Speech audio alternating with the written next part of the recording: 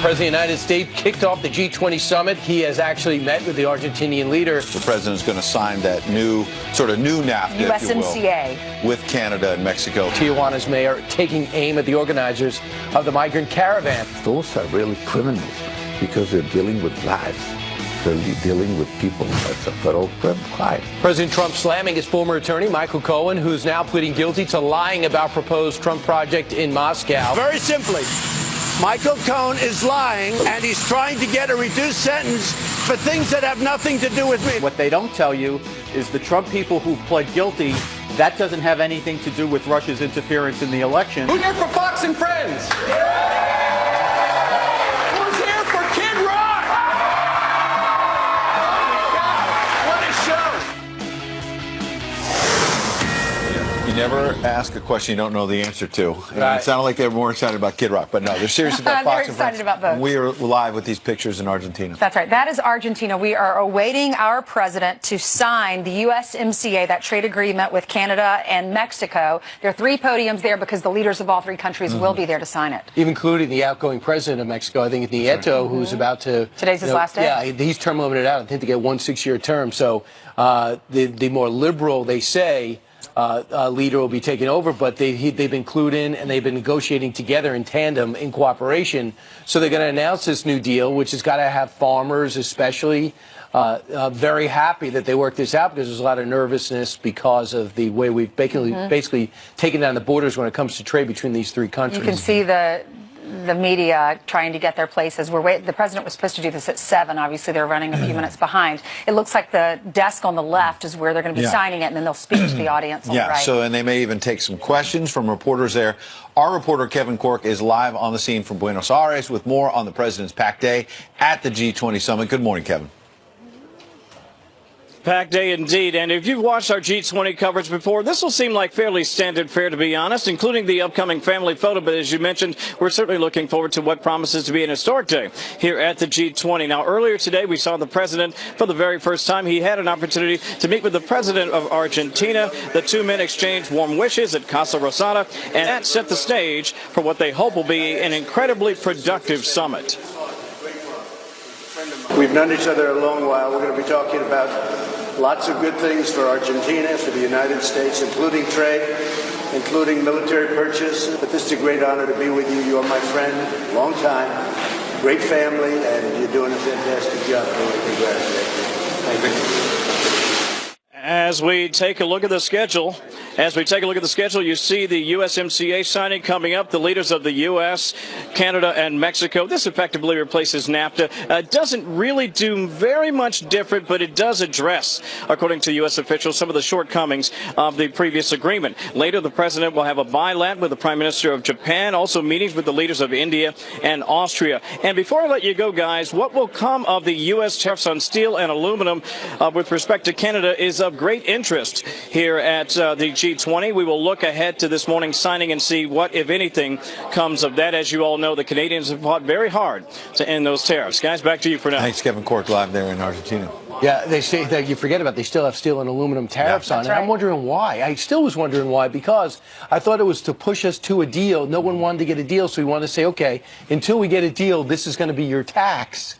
And now that we have a deal, do we still need that? Right. Well, maybe not. Maybe we'll see that end now that they've signed this deal, or they're going to sign it in a few minutes. But then once they sign it, it still has to go to each country, and it has to be ratified. Sure. And remember, this is a big achievement for President Trump, but an even bigger one would be a deal with China. And that's really on the sidelines of the G20, what everyone will be looking at, that dinner President Trump is having with President Xi. But in the Senate, I believe you need 2/3 to verify this new NAFTA, to ratify it, and that's going to be the challenge. And if you want to know why the Paris Accord got turned over and the Iranian deal is scrapped, is because President Obama never went through Congress. Wow. He didn't even get the majority in the Senate, let alone 2/3 needed, and which makes it vulnerable.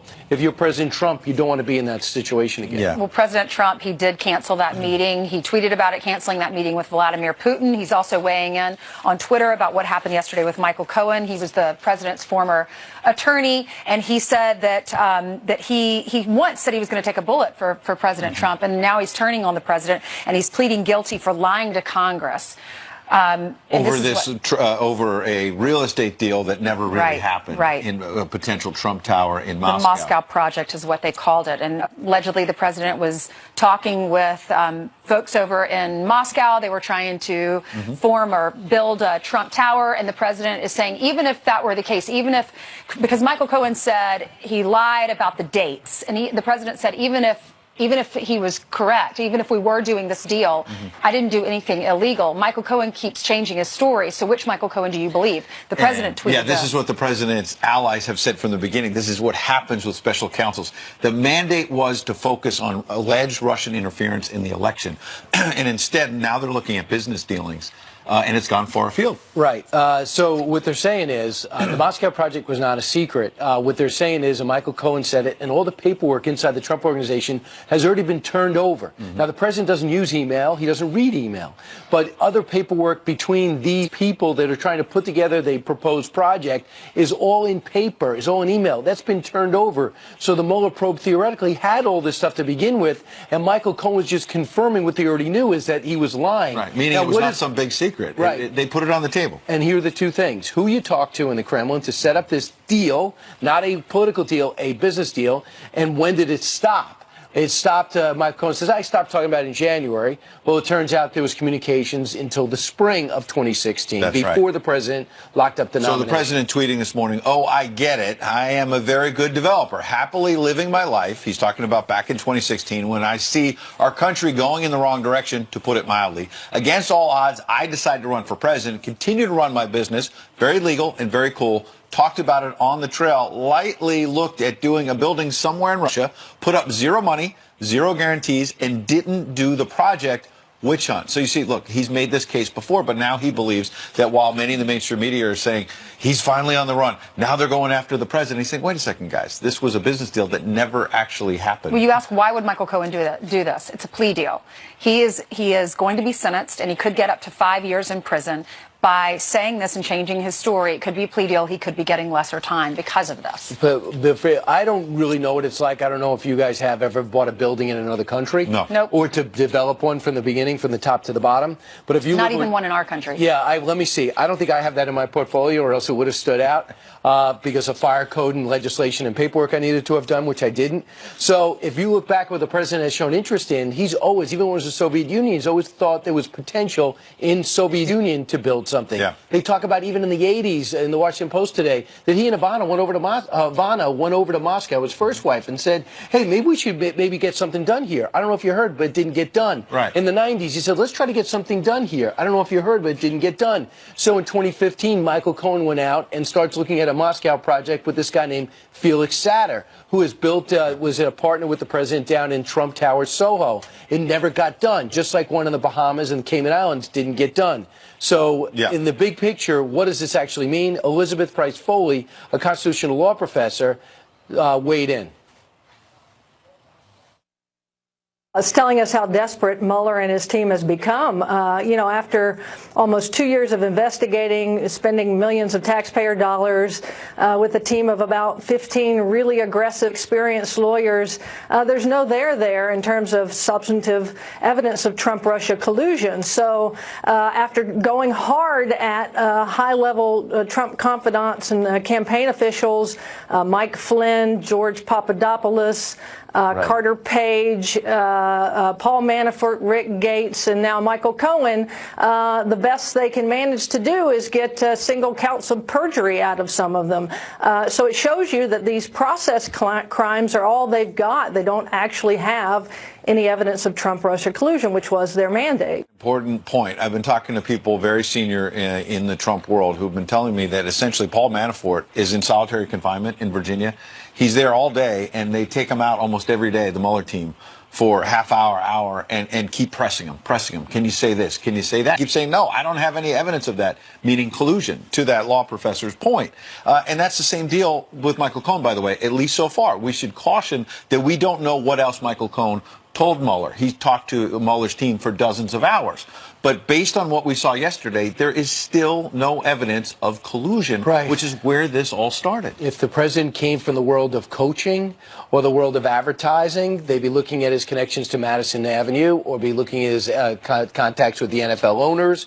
but he has his international business connections, which prove a very big challenge for those who are trying to look at people's backgrounds, because when you have investments in Qatar, when you have investments in Scotland and in Ireland, as well as New York City and Chicago, and Florida, and his 18 golf courses, if people want to go through and find something that doesn't add up, you might be able to find something. But I will say this: clearly, it shows. Let's find out what Corsi knows. Let's find out what Roger Stone knows. Let's find out what Michael Cohen knows. Let's find out what Paul Manafort knows, and see if we can create one story. The problem with the Cohen story and the Trump Tower meeting is that Cohen wasn't even involved with that at all. Yeah. So if you want to draw that circle, how do you do that when the person you've already shown as in the center of this is not involved in that? Ainsley, what do you think? Well, I'm wondering about the timing of all of this, because he just turned in his written responses, and now all this is coming out. Michael Cohen waited until after that in order to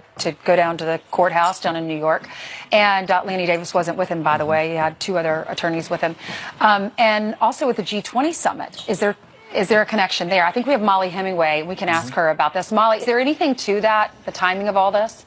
I really don't know if there's a connection, although I do remember that just before President Trump met with Putin at the Helsinki summit, there was a little round of indictments that happened at that same time. But I think, you know, these should come when they come, and I think it is worth remembering that the reason this was set up was to investigate treasonous collusion with Russia to steal an election. And so we're getting all these process crimes, which is fine. You actually should, you know, if you lie to Congress, you absolutely should be held accountable. We're not finding treasonous collusion with Russia to steal an election. And we also are having a problem where only one person who has lied to Congress is being held accountable, even though we have a lot of people who have done it, even on the Russia story. So Christopher Steele was given a criminal referral. The 2 senators did a criminal referral of Christopher Steele, who's the guy who kind of wrote that whole Russia conspiracy document. They know he lied to federal investigators, and they referred him. I haven't heard anything about it. You have Glenn Simpson, who was Christopher Steele's boss. He gave testimony that was in conflict with what Bruce Orr, a DOJ official, gave. So one of them, at least, is lying to Congress. We haven't heard anything about that. You have, you know, there's just, it should not just be that one person gets in trouble for lying to Congress. Everybody should. What about the kid gloves that Hillary Clinton and Cheryl Mills and her team got in terms of whether their stories were consistent? Hillary Clinton, I mean, we know from the Inspector General report that came out a few months ago that she lied to the FBI about whether she knew how classified systems work. They declined to charge her with a crime, which is something that they have the right to do. But if you're going to go easy on one political party, you should probably go easy on the other one, or conversely, you should have the same standard, whether it's one party or another. Particularly since in this case, we have so much evidence of the FBI being engaged in a very political Are you actually saying there should be equal justice under the law? Is that what you're saying? It's a good way for people to have confidence in the FBI if they think, well, they play it straight no matter who's in front of them. So, Molly, here's what Adam Schiff, the antagonist, the protagonist here against the president, says: if the president and his associates were being untruthful in real time as they were pursuing this deal, what does it mean now about how much we can rely on what the president is saying about any continuing Russian financial interests? What do you say to that?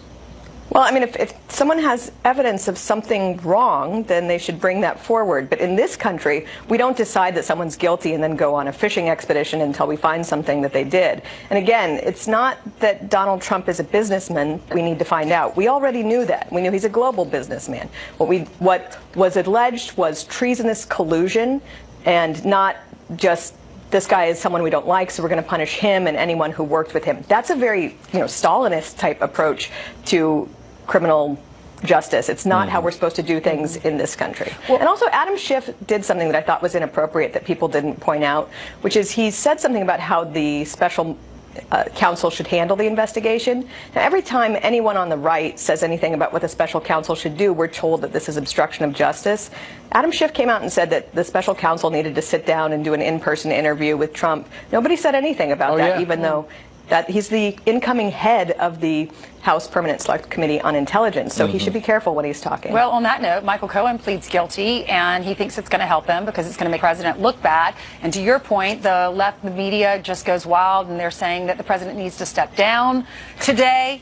But if there was nothing illegal here, if the president, no matter if they were still talking about it in the summer during 2016, and the date did change, if there's nothing illegal, Why would Michael Cohen do this?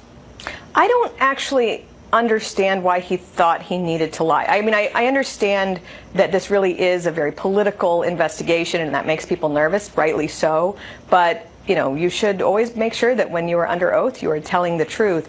But all of these things that we've seen, almost everything related to the Mueller probe, has either been a process crime, which is just not, that's not the standard that we should be demanding for something like this, or it deals with stuff that was well before the campaign, tax evasion from many, many years ago. And that's something you just want to be so careful about, because it gives the impression that what's happening with this probe is that political enemies are upset that Donald Trump won, and they're going to use the power of the state to go after people. We saw that overstepping with the Clinton probe all those years ago. He ends up with a 60+% approval rating. Molly, we're looking now back in Argentina, where the president's running a little late, but they're going to make a formal announcement talking about the new NAFTA between these three countries. We understand the Secretary of State, Mike Pompeo, is there, and he might be coming out shortly. Real quick, this is pretty significant. What are the chances of ratification, though? I think that one of the things that's tricky about trade agreements is you don't always know what's in them when they're debated and agreed upon by the countries, and then you have to get it ratified, at least in the United States. But it seems like this is a very healthy updating of NAFTA. People forget how many decades ago that was signed. There are a lot of industries that were not really well developed when the original NAFTA was signed. And also you had some real uneven disparities where, labor laws in the United States are much more stringent than in Mexico, which gave Mexico an advantage when competing for factories, but sometimes their labor standards were so low as to be an unfair advantage. So evening out some of these problems is something that was a high time to do. And it sounds like all three countries have done a good job making it in each of their best interest, and that's exactly what you want, to make this a powerful negotiating bloc versus the rest of the country. Yeah, Molly, as we await the president's arrival there, that live picture in Argentina will stay on it. Back to your point about the media and Michael Cohen, I seem to remember about a year ago when George Papadopoulos pled guilty to lying, and as you say, people should tell the truth on either side of the aisle when they're confronted by the FBI or Congress. But at that time, it was roughly October 2017, you had people in the media saying Papadopoulos is flipping on the president. Even though he's a low-level advisor, the walls are closing in, and then he gets 2 weeks in jail. It's every single time there's anything like this, we're told, well, this is it. This is the end of the presidency, and it's almost comical. Even earlier this week, we were told that there was we had the smoking gun bombshell, which is that Paul Manafort has secretly met with Julian Assange 3 times in 3 years, and nobody had detected it, and somehow the Guardian newspaper had figured it out. Well, it turned out that it wasn't true. As so many of these updates about Russia are not true, and when you finally get down to it, again, it's just these, tiny little things versus what we were promised, which was that Putin had bought Donald Trump and he was in his debt. I mean, you don't have to be that smart to figure out that that's not true just by looking at U.S. policy over the last couple of years. We've been very tough on Russia, and even just, in recent weeks, we're not happy with them, and we're behaving that way. But Molly, on that point, do you acknowledge the president could have been tougher in Helsinki? I mean, he has had sanctions against Russia. You're absolutely right. The president has helped with military aid to Ukraine, for example, which Russia didn't want. You're right about that. Expelled countless diplomats from this country. But in Finland, he could have been tougher. I mean, obviously, he could have handled that situation much better. It's also true that we've had intelligence agencies kind of playing games with this story since the very beginning. You might remember that they took seriously this, frankly, silly dossier. They briefed the president on it almost to threaten him, it sounded like, just before he took office. I think there's a reason why he doesn't have the most trust in these intelligence agencies, just because they haven't taken their role very seriously. They haven't behaved in a way that suggests that they are worthy of some of the powers that they hold. And it has not redounded to their benefit, I fear. Molly, let's talk about what's about to happen. They're about to sign that USMCA we are with Mexico and with Canada. How significant is that?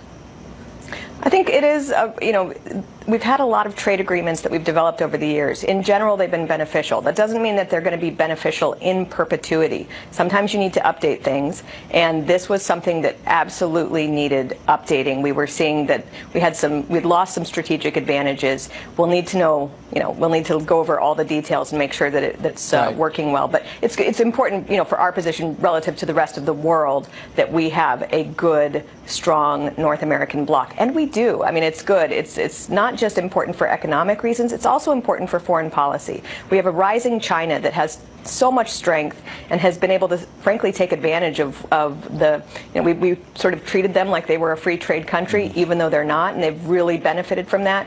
We need to be strong against that, and this is part of being strong. What I also think is going to be significant, it turns out there have been high-level talks leading up to this dinner meeting with President Xi of China. So a lot of people say, well, if there's no preamble talks and prerequisite talks, don't look for much to get done. And it turns out there have been high-level talks. And the president pushing and pulling, 1 minute he's in, 1 minute he's out. That's clearly a strategy. So the world markets are looking at this.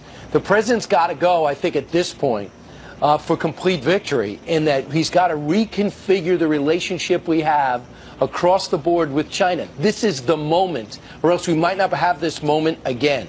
I don't know. I mean, we're in a good position now. We might be in a good position in the weeks or months to come as well. Everything that we kind of talked about. I don't mean today. I mean overall. Okay. This is the term. This is the era. And we've talked a lot about trade war and whether it's a good idea to get into a trade war or not. But the 25% tariffs that were initiated by this administration, it turned out to be, according to a recent study that came out of the EU, China is ending up having to pay for most of those tariffs. American consumers and producers are only paying for 4.5% of those tariffs because they chose products that were really smart to choose, that worked better in our interest than it was in China's interest. Those tariffs are actually hurting China quite a bit. I think they're probably ready to start talking. They might be more ready to talk even in a few more months of getting squeezed. And China's economy in a perilous place right now, so you're right. They're on defense. That's what the president has been saying, that he's been on offense with this. We should note that Ivanka Trump has just sat down there in the front row waiting for the president's arrival. John Bolton, the national security advisor, has arrived as well. You can see Ivanka Trump, that's a live picture right now. Greeting other dignitaries, a sign that the high-level White House people are in the room now, that we should be seeing the president and the other leaders. Jared Kushner just got a big award, the highest award you can get from the president of Mexico. Because he has been a lead negotiator for the U.S. All right, he's been such a part of so many major things that have happened in this administration. But I think we all agree that we expected Ivanka to have a good seat at this, right? She does seem to have a good seat up front and all these things. So up front, they'll do the formal signing. I'm wondering, too, personality. Justin Trudeau and the president had this famous riff last time at the G8, maybe G9, and they left, and he didn't like the communique at the end that Justin Trudeau said, so the president rescinded it. They left without one. I'm wondering if these things overall, because I know the president doesn't take it personally. He gets over the Rand Paul rift, the Marco Rubio rift, obviously the Lindsey Graham 1%. Here's your phone number. Do you sense, Molly, that among these leaders that it's not, they are understanding that it's not personal for the president? There's the personality, and then there's the deal.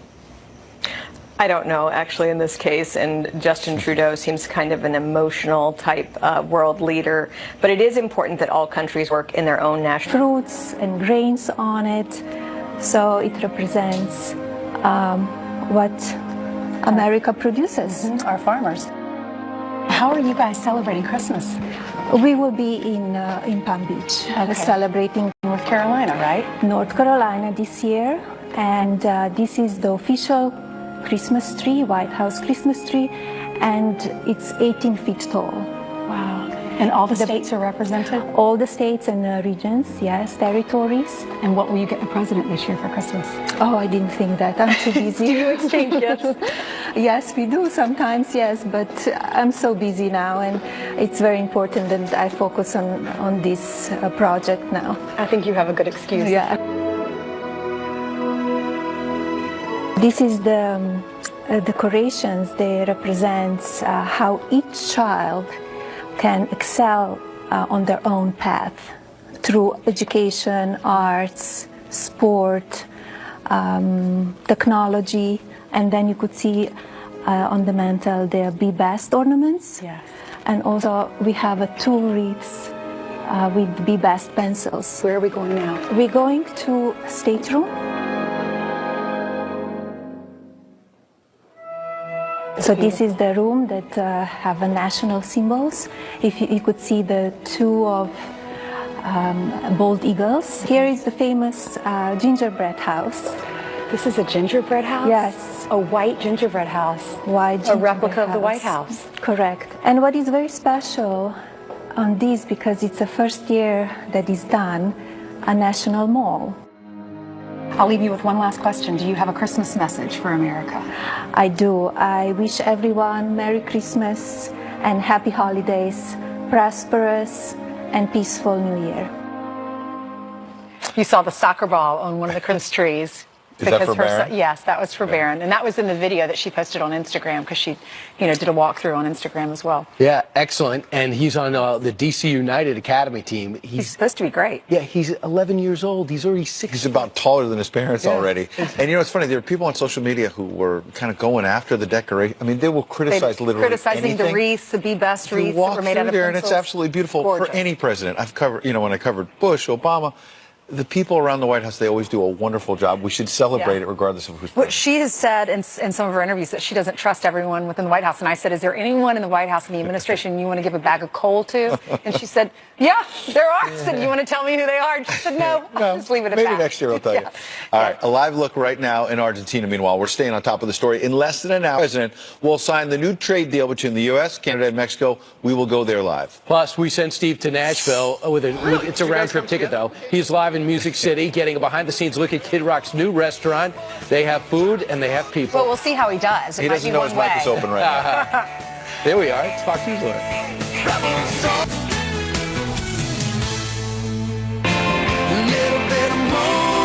Rock and roll off the stage and into the kitchen. Opening up his very own bar and restaurant, yes, in Nashville. We're going to have a dance party in the kitchen. Yeah, there are so many celebrities with big-time restaurants, but I cannot wait to find out about this one. Our own Steve Ducey got an inside look at Kid Rock's Honky Tonk Rock and Roll Steakhouse after paying the cover charge for the grand opening. Steve. Hey, Steve. That's right. This place is great, and everybody's awake and ready to rock and roll. Now, thank you. Now, the reason I am in Nashville is because tonight, Kathy and I are going to sign our cookbook. We're going to be in Franklin, 6 p.m. at the Walmart. Everybody's invited. And then tomorrow we're going to be down in the Birmingham, Alabama area. We're going to be signing the cookbook at 3 o'clock at the Walmart in Gardendale. So if you're around, please come by and say hello. Now, the crowd today is amazing. So many people drove through the night. They heard us talk about it. They'd love to meet Kid Rock, who will be here live. We have somebody right over there. You're from Chicago?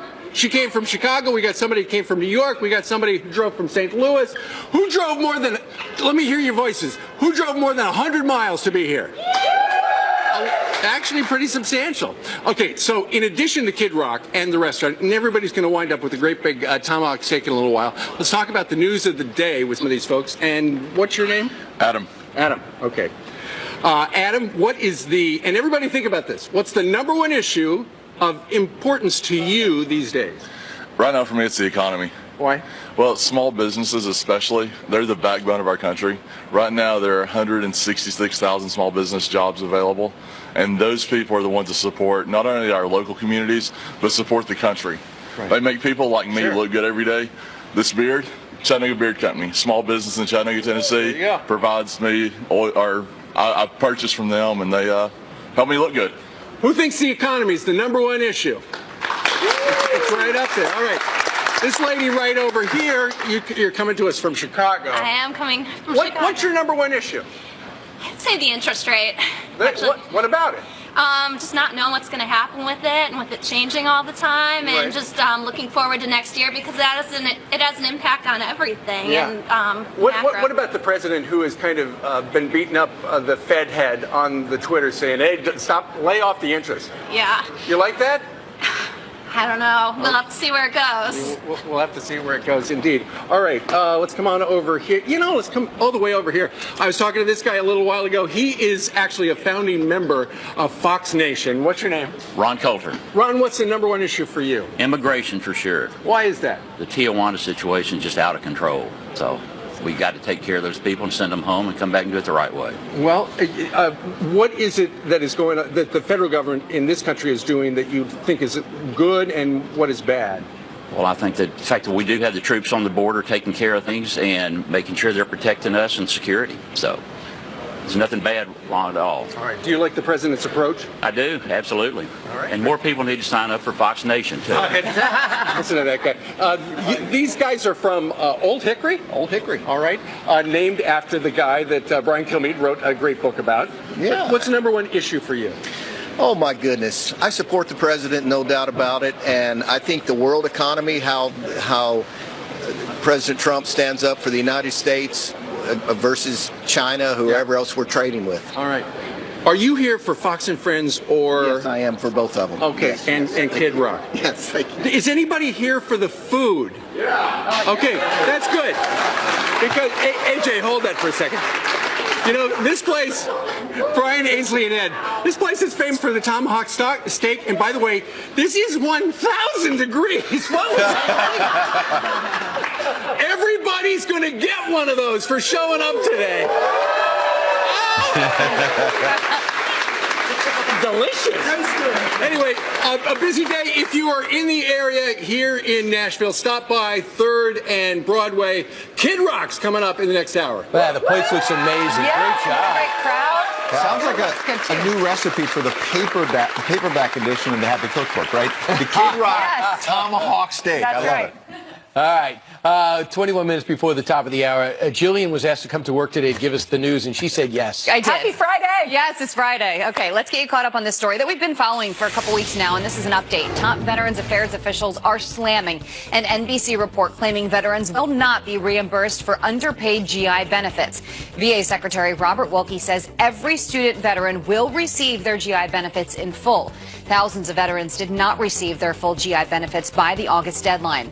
The agency blames a software glitch. Payments are expected by January. A 12-year-old boy faces felony charges for giving his classmates pot-laced gummy bears. At least 5 students rushed to the hospital after eating the drugs at a middle school near Tampa, Florida. It's unclear exactly how he got his hands on the gummies. Police say his parents are cooperating. Medical and recreational marijuana is illegal in Florida. Do you remember the veteran who said vandals burned his Trump 2020 flag? Well, guess what? He's getting a new one, courtesy of Eric Trump. The president's son tweeting, quote, "Gus, your replacement flag is in the mail. If the person is classless enough to do it again, just let us know. We will send you as many replacement flags as you need." Gus Klein says someone took his flag from his Vermont yard and set it on fire. So I'm sure that Gus will be very happy to receive his new flag. That's awesome. It's beautiful. And they said we'll keep sending you more. Send you as many All as you need. All right. Yep. No matter who you follow, you shouldn't get it torn up. What is going on? This is America. Come on. It's become a yearly tradition on Fox and Friends to help prep for Santa's rappel down a 22-story skyscraper in Stamford, Connecticut. And that's where we find our own Janice Dean. She's going to join us now with a weather report. Are you going to do it, Janice? Stay tuned. We'll see. I will admit that I have some tummy issues right now. A little nervous. I don't know if it's because it's 30 degrees out here or because I'm very frightened. But stay tuned in the 7 a.m. hour to see if I will rappel down this building 22 stories, 350 feet above ground. Okay, let's take a look at the weather, shall we? It is 31 here in Stamford, Connecticut, and it is cool across the Northeast. We do have a storm system that's going to move across the northern plains and the Midwest. Winter weather advisories, winter storm warnings are up. We could get several inches of snow, blowing snow, and the potential for blizzard conditions yet again this weekend for areas that saw a blizzard last weekend. So that's going to be a big story. Also, the potential for not only snow, but severe storms along the Gulf Coast. The Arklatex, we could see the threat for large hail, damaging winds, and even some isolated tornadoes. So we'll be watching that forecast. For now, I'm going to try to say some prayers, and this is my first official rappelling occurrence.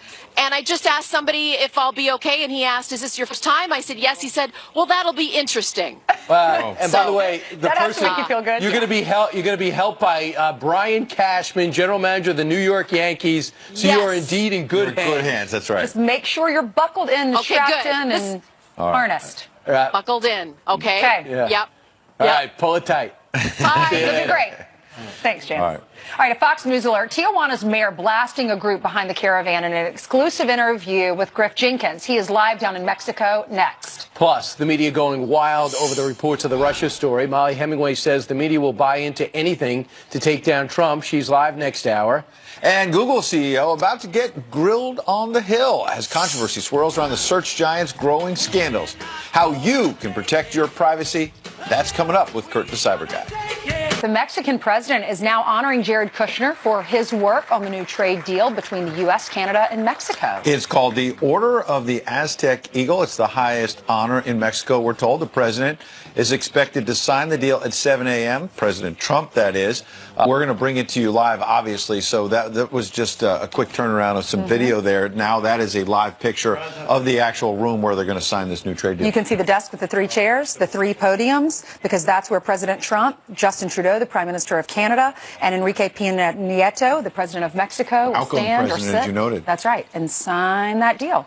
Yeah, today's his last day in office, the President of Mexico. Tomorrow, the new leader takes over. Think about all the president's critics who said he campaigned on the idea of a new NAFTA. You can't do this. You're not going to get Canada and Mexico to the negotiating table, let alone getting a new deal. He got it, and they're about to sign it. That's right. All right. Also breaking right now, related to all of this, the mayor of Tijuana sitting down for an exclusive interview with Fox News. He says he has never seen anything like it when it comes to the caravan. And right now, pouring rain creating crisis conditions for that migrant caravan. They are camping out in his city, and he's not happy about it. Griff Jenkins is embedded with the caravan down in Mexico. He joins us live from Tijuana with more from his one-on-one interview. Griff?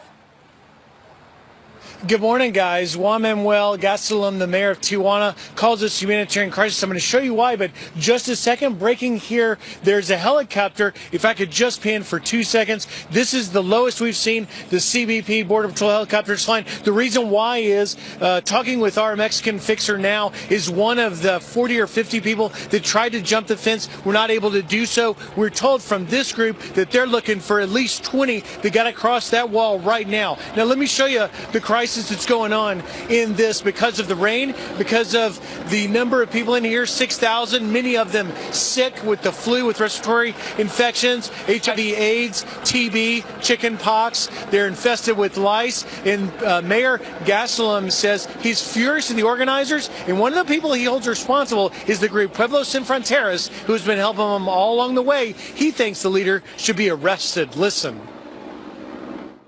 This person who says he's from Pueblos Sin Fronteras, he's saying that he's one of the leaders of the caravan. Well, why don't the federal police say, hey, come over here.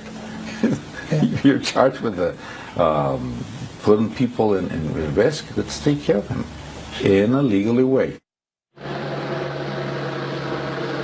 And circling literally just above us now, we're going to get out and see if we can find the ones that tried to cross this wall. But at the end of the day, Mayor Gastelum says ultimately he blames also the president of Honduras for letting them come in the first place. And he has a message for the incoming president of Mexico. Listen.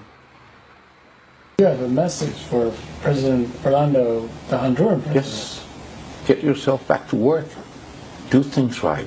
If you were elected or you're imposed by someone, well, do what they expect to do from you. What would your message be for the incoming Mexican president, Lopez Obrador? It's a problem he must solve as soon as he gets into office. Now, Mayor Gastelum says that he cannot afford to foot this bill past this weekend as people get more desperate, and we'll see more attempts to go over that wall. Guys. All right, Griff, all over this story. We'll be getting back to you throughout the show. Yes, we will. Thank you so much, Griff. A lot more happening. Google CEO about to get grilled on the Hill as controversy continues to swirl around the search giant's growing scandals. How you can protect your privacy, that's next. And we are live down in Nashville at Kid Rock's new restaurant. More with Steve from Music City coming up. They're fired up down there.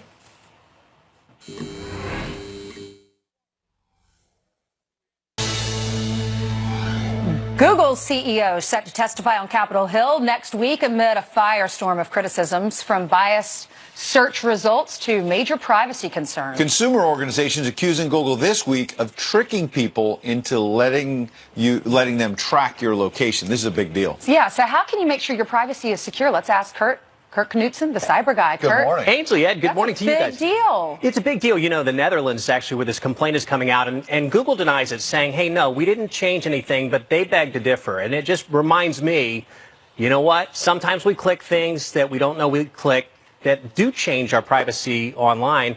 And when it comes to the behemoth Google, I want to know what they know about me. And here's a real easy way to do this. If you go, no matter what product you have, whether you have an Android phone or you just use Google or Gmail, you typically have an account, and you can go on to your account settings, and in that there's a privacy checker. We bring it up right there, and you can see exactly how your data is being used and how your settings are right now. And right now you can see what web and apps have access to your data, and you can go through and see what devices have access to your data. And you just want to always have a quick look at this and see how much of your life are you just giving away to the world. Did you find anything that shocked you? Nothing changed on mine, but I check mine a lot because, quite frankly, I don't trust these people. I really don't. I think they mean well, but there's no doubt about it that they're selling our souls and our privacy down the river so that they can make a buck. And all that money filters into Silicon Valley and into stockholders, and they don't know my name. They could care less of my name unless it's going to make them money. Now, there was some months ago, the Senate Intelligence Committee, the Google CEO wouldn't go there, so they had an empty chair to try to embarrass them, shame them into coming in. What kind of pressure are they going to face now? They obviously feel like they need to do some PR work, and that's why they're showing up. They've got to. They've got to. Look at this. You've got a behemoth that is now running virtually all of the internet, and they have our lives wrapped up into them. Hey, they've done a lot of great things for us, but could the three of us start any sort of tech thing and expect any fairness on Google? Pull up any search for any restaurant in any town, and what you'll find is the majority of the information that is presented to you is owned by Google. We would never have a chance of competing against that. So watch for Congress to start asking about antitrust issues, which the president has already indicated. He's interested in looking at that when it comes to Google. And then also, let's look at transparency. How do search results happen? And what rights do you have with your privacy in this giant behemoth that now big questions we've controls our lives? Reached out to Google. We haven't heard yet back from them, but they're going to get a chance to speak before Congress, and we'll hear them. It's going to be interesting. Thanks, Kurt. We're moments away from President Trump signing that new trade deal with Canada and Mexico. We're live down in Argentina coming up next. Plus, Molly Hemingway, Star Parker, Geraldo, and Stuart Von Arnie, they are here live. Good morning to you in a Fox News alert. Moments ago, President Trump heading to a bilateral breakfast with Argentine President Mauricio Macri at the G20 summit. We've known each other a long while. We're going to be talking about lots of good things for Argentina, for the United States, including trade, including military purchases and other things. But we have a lot to talk about, a little bit old times, about 95% business, I would say. But this is a great honor to be with you. You are my friend, long time, great family, and you're doing a fantastic job. Congratulations. Thank you.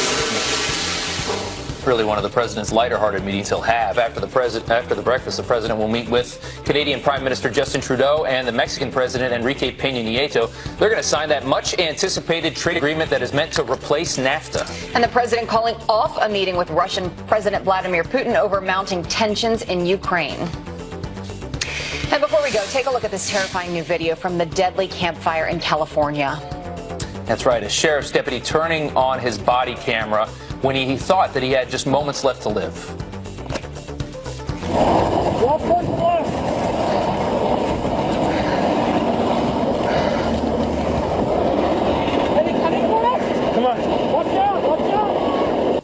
Wow. The deputy able to find the nurses and flag down a bulldozer who gave them a ride out to safety. I was back in the peak of that fire a couple weeks ago. On some good news, though, to start your Friday off, an officer springing into action to save the life of a baby girl.